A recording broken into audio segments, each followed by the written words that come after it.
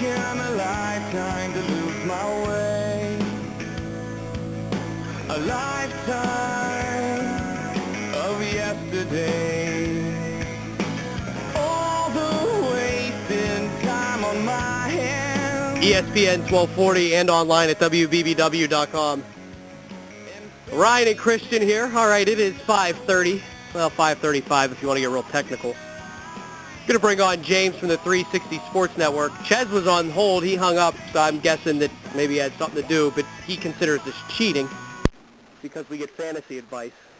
James, how are you? I'm doing all right, and Ches can think whatever he wants. Advice, he's cheating, welcome. whatever. Call it what you want. Not cheating. Hey, guess who I picked up yesterday during the game? Brooke Lopez. I did too. It was a surprising find to see him still available, but if he's available in your league, yeah, you got to pick him up after what he did last night. All right, I'm going to give you, I have a new problem. It's actually a good problem. I have 1, 2, 3, 4 guys that can play power forward center and 2 guys that are just centers. So I need to get rid of a few. Now, if I got David Lee, Drew Gooden, Chris Bosch, Ryan Anderson, Tyson Chandler I have an outstanding trade for, and Brooke Lopez. Now, if I had to move 1 or 2 of those guys, who do you think I should move? Well, Bosch and Lopez are 2 that immediately I'd say you got to hang on to. Especially the way Lopez is playing right now, and Bosch, some nights won't get the ball at all, but some nights he'll go crazy with it. So those are 2 that I think you definitely need to stay with. Tyson Chandler is one that you should stay with, unless you get a good trade, exactly. David How Lee, do you feel about Tyson Chandler for Roy Hibbert?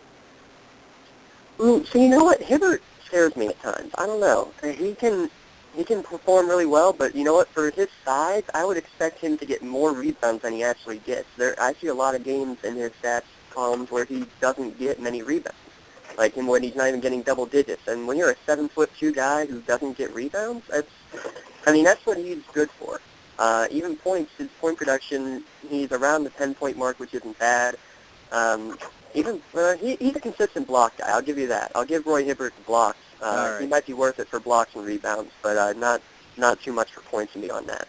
Ches, I think you're safe because I almost canceled that trade.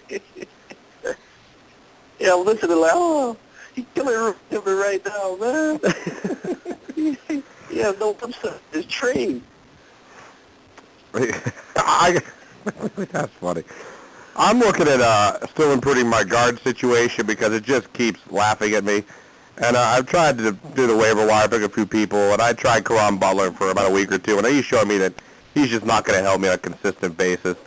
What guards are out there that aren't owned by anyone that Ryan won't pick up as I'm trying to? Get your fingers ready to start. Yeah, hold on. I have to do this quickly. Hold on. I will wait. I will drag out the suspense. I would say that sorry guys. I would say that the best guard out there right now to pick up would be a man by the name of Jordan Crawford from Washington. He gets you the points category. He's great with a high 3-point percentages. Ooh, he doesn't get the rebounds or assists. So I'm already on him. Already on him.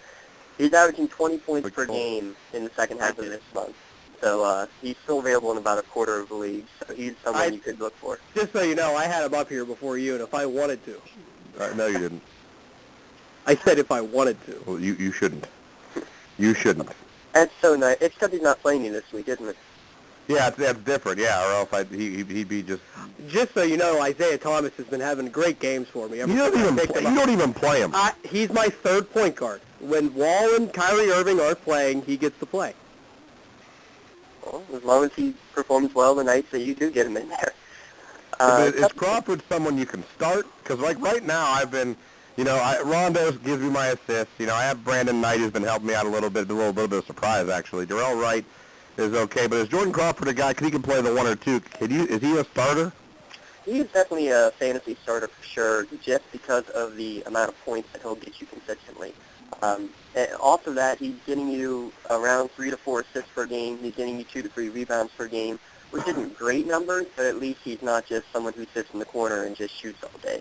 He's going to get Right. you that. But the stat that I like for him is his shooting percentage and his three-point percentage. And that's when you try to get a lot of these scorers, they'll shoot up 10 threes and only make 2 of them. That hurts that category. This guy, when he shoots them, he makes them. Chez, you got any questions? Yeah, I'm looking at my team right now. I picked up Marshawn Brooks. I think with Lopez coming back, his shots is going to come down. He won't be scoring at 14, 15 that he was averaging. But I really don't see nobody out here to replace him with. I had Caron Butler, and they basically do the same thing, go 6, 15, 18, 7, 6. I just don't know. Should I keep him? Should I drop him? But I really don't know who to add if I do drop him. Yeah, I looked just at this last game with Lopez in there. Brooks had 6 points, 2 rebounds, 3 assists. He got a couple things elsewhere, but only 6 points from this guy. That's not what you want to get out of him. I would look to drop him, but it all depends on who you see that's available. A couple guys that I see, if you're in need of a guard, Devin Harris from Utah, he's been playing well lately. He's averaging a little over 15 points a game, and he's dropping 6 to 7 assists and a couple steals per game. So he's another guard that looks good.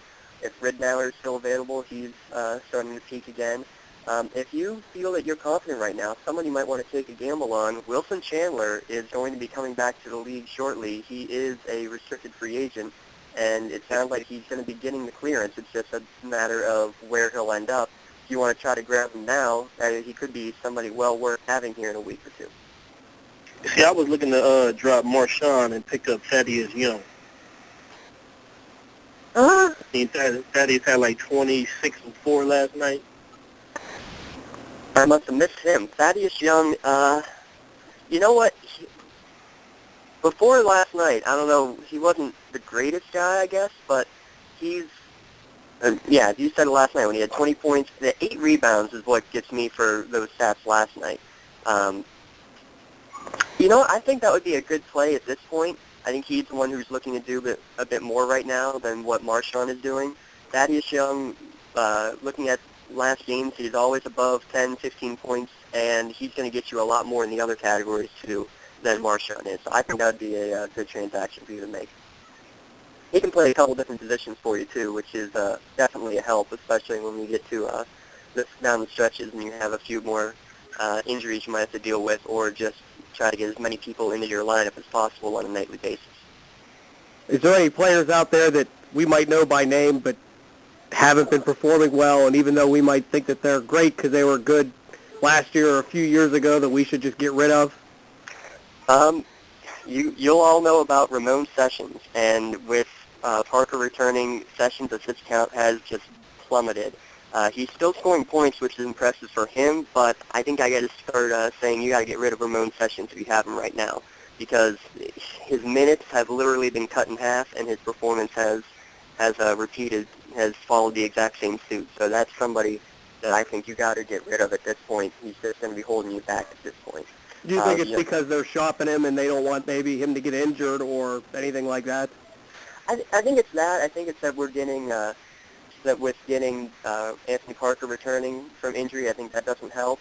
But whatever the reason, his minutes were up over 30 for about 6 straight games. His last 3 games, his minute tallies were 21, 25, 21. And that's the key stat to look at. Even when, his minutes are getting cut almost in half, and everything follows suit. He goes from scoring in the low teens to 20 points a game to now he's down to about 10, and everything else goes with it. Rebounds, he had a couple double-digit assist games. In the last 2 games, he had 1 assist in each game. That's where his game is going to be. I can't have him on my team. Do you still think Chez should trade Jeremy Lin? I still think you should put it out there. See if you can get any offers. I would still say absolutely you want to look and see if you can find somebody who's willing to go and make the trade. It depends on what your needs are. If you can get two players for one, I would take that in a heartbeat. Especially at this time, you're going to be getting offers from 2 pretty high-profile players to even consider it. And I think you can get somebody who would want to go for it because they get that star player. And if you can get 2 guys in return, there's no reason not to.